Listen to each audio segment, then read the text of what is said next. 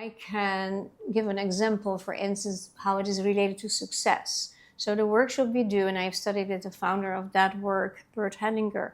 I have seen in Germany a workshop where I was. There were like 50 people, and there were 4 young Germans in the age of between 30 and 40, highly educated, great people, very successful. The only thing about the problem, that's where they went to that workshop, they always lost the money. Everything they made, they lost it. They couldn't keep it. And it was like weird. What's going on with that? Why is that? We do the work, and the questions was actually pretty quickly asked, what did your parents or grandparents do in the war? And that's a hard question in Germany because there is a huge collective guilt feeling. I mean, it should be there, of course, but the huge collective guilt. And long story short, it was very beautiful to see that unfold. All of them had grandparents that stole the money of Jews, stole their homes, stole their businesses, stole everything, maybe some murdered somewhere in the war. So it is like 2 generations back, your grandparents, they have done crimes. They have never been saying sorry. Now, sorry is not enough, of course, but they have never, how do you say, repent that? Yeah, repenting. Yes. So their children are, and the you're saying, repenting for it in a subconscious manner. And how we say that, it's like the energy in the system wants to be in balance.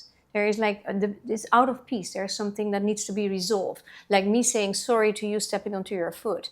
That will bring back the balance. And the system, when you say system, that's the DNA system, that's in the a sense, system or of, the universe. Yeah, it's the system of a family with several generations. So we don't know what happened 4, 5, 6 generations back. We maybe hear the stories when there was war or famine or pogroms or whatever. We know that.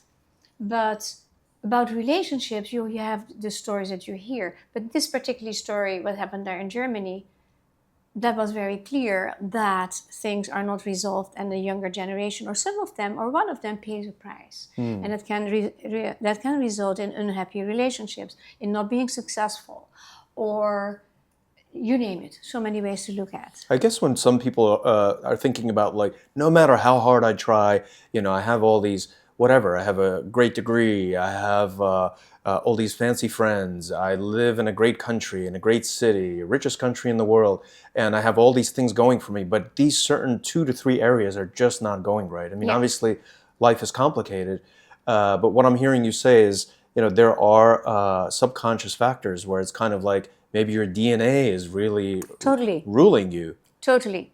Yeah, you think you're free to choose, but not all the time, and not with everything. So this is actually interesting how you formulate that. What we say, if there is, and really narrow down, if there's unexplained depression, unexplained anxiety, unexplained anger, or you don't feel good, you don't know why, you have something, I don't know, but something feels off, then it's a great idea to come to such a workshop or to a one-on-one session, because with the tools we use with that, you can often get access to it. And we call that blocks. It's like releasing blockages. Now, that is just a simple process, and it can be very, very effective. And yeah, wonderful. And I've heard about this before, even long before I met you. And there are times in my own life where there are certain thoughts and emotions that I have through certain situations that I go through.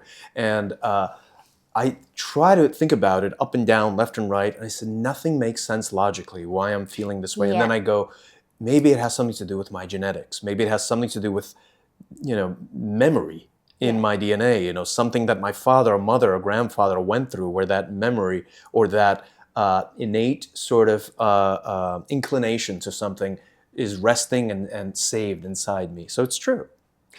Totally. And interesting thing is that listening to you, phobias that we don't understand why we have could be related to such a thing. And the fear that you're fearful of dogs, why you have never been bitten. But somebody, your grandmother has been bitten by the dog and never got out of her fear. That can become an inherited fear. Even if you never met her. Yeah. Right? Yeah. That's wild to me. That's indeed wild. I have another beautiful story. Shall I? May Yes, I? please. Yes. There was once that a woman came to my workshop and in Miami, and she was in her 40s, and she had a job that she had to travel a lot. And every time she was flying over huge water or driving over a bridge with a lot of water, she got a panic attack. And she didn't want to have that. It's uncomfortable, and she wanted to get rid of that, and nobody could help her. Yeah.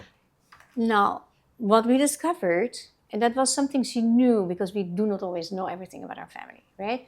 She knew something, and it was the following story, that her grandparents, I think, or great-grandparents, one of them, doesn't matter. They were Polish Jews, and they were fleeing, and they left through Western Europe, maybe even Rotterdam, where I'm from, to take the boat to New York, the Holland American Line, or to go to Ellis Island to be rescued, to save their lives, which is extremely traumatic. As a kid, I thought, well, great, you're rescued,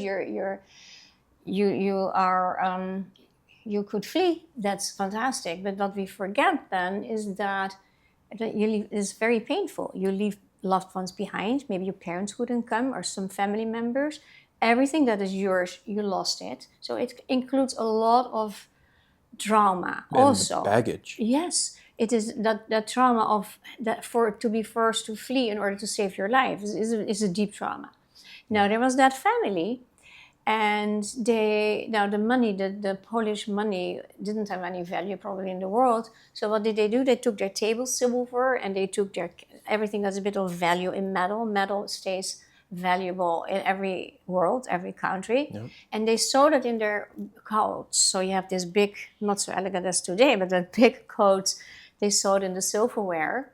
And that's how they left, that they could take their stuff in order, because you could give the silver and get money and stuff, right, or where they will be going. Right. So and more people did that. And you needed to have, indeed, silverware. If you had nothing, then you had nothing. And that, of course, you are more vulnerable if you don't have money or valuables, right? In such a situation. You can even buy a ticket. So they went on the boat. And then their 11-year-old son was looking into the water, and he saw the fish, and he was bending over, and maybe on the top of his coat was silver. So he bent over, fell in the water on the ocean, so he drowned right away.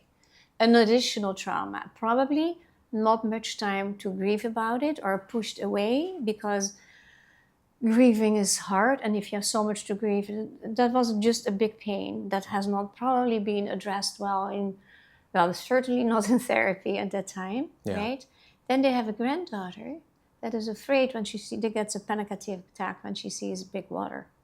The moment, that's what in the workshop becomes clear, that is the relationship to why she feels today so scared or that she got a panic attack, seeing big water, traveling over it. The moment the relationship is made, people become emotional. You see their face a little change. You feel, it's like your body is telling, which is the energy fields you have. It's your memory and all that. It's all in energy fields. It's not only in your head, but also outside, right? Yeah. So the collective consciousness responds like the truth, the secret is exposed. Then you get a calmness. You see they're always nod their head, and then it's over. And from that moment off, no panic attack ever again. And this is what you see with these kind of things. And phobias too, that things you don't know, but you can suffer from it, and that could be inherited. If you enjoyed this Key Moments segment and got value from this conversation and want to watch more Key Moments segments just like it, go ahead and click right here. And if you want to watch the entire episode, go ahead and click right here. And do me a huge favor, check to see if you're subscribed to the channel Point of Departure. I appreciate you.